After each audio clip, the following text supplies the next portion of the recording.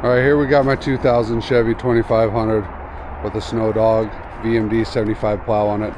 Today, I'm going to show you guys my version of the Big Three. There's a bunch of videos online. Everyone does something different. This is not for audio. It'd work if you're running a bigger audio system, but this is strictly for the plow truck. We'll get in here. All right, first, I did not remove any of the original wiring, as you can see down there. Keep the wiring, just add to it. The biggest problem is right here, your alternator charge wire, the fusible link is tiny. You're not getting a whole lot of current through that at all. So adding the Big Three kit really helps electricity restriction to the battery from the alternator. So this is how I did it. It's very easy, very fast. First, just grabbed a 0 gauge wire right off the back of the alternator, and this goes straight to this new terminal up here.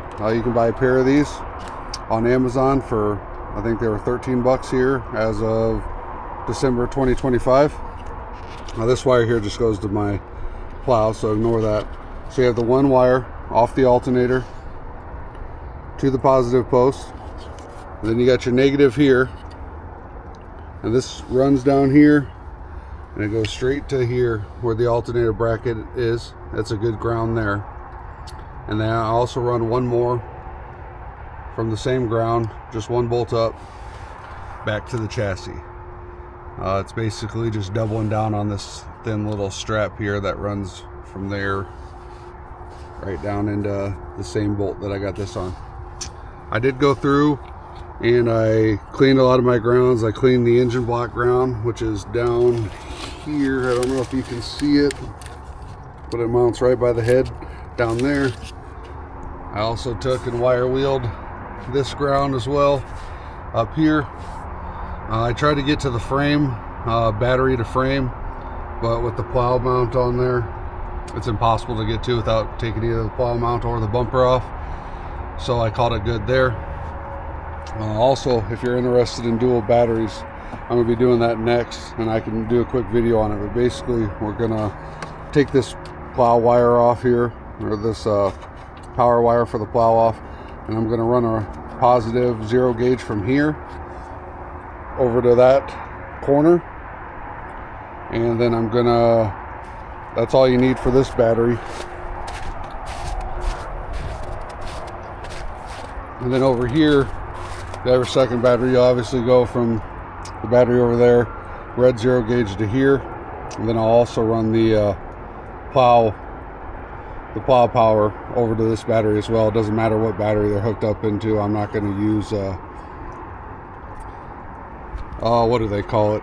I can't even think of what they call it, a regulator. I'm going to basically just have them hooked up in parallel, so it just has a more robust 12 volt system rather than charging two separate batteries, because there's no point for the plow to do that. There was a bracket right here. It went from here, kind of curved around.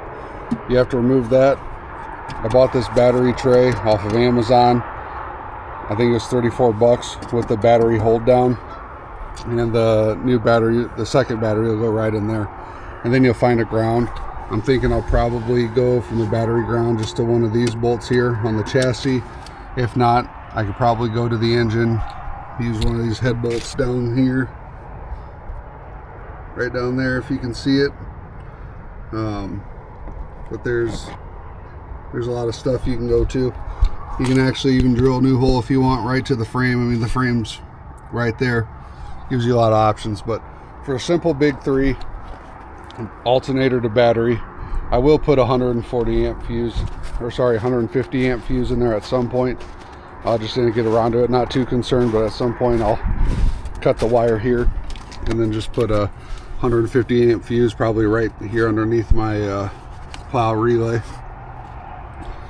But other than that, it's simple. Alternator to battery positive, battery negative to the engine, and then engine to a chassis or frame ground.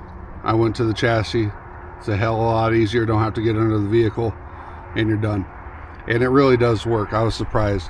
It's already done, so I can't show you, but my headlights alone probably are at least twice as bright, if not 3 times as bright now with the big 3 than it was running off the stock wiring. I think the grounds are fine. I think that's your culprit here, is this fusible link being so small. I mean, you're talking probably maybe 8, probably 10 gauge wire. I don't know. I'm not an electrical wizard, but yeah, if you have any other questions, just drop me a comment. I can tell you how I did it. I will be posting a video here when I do got the second battery installed, just showing how I hooked it up. It's going to be pretty simple, and then that'll be good for running a plow. I know a lot of these videos talk about for running bigger sound systems. I don't have a sound system in here. It's just that the lights used to dim even more than they do now. Couldn't even see the lights on the dash when I would try to raise or angle the plow, and just the big 3 kit alone has helped. I would recommend that be the first thing anyone does to their plow truck if it's stocked.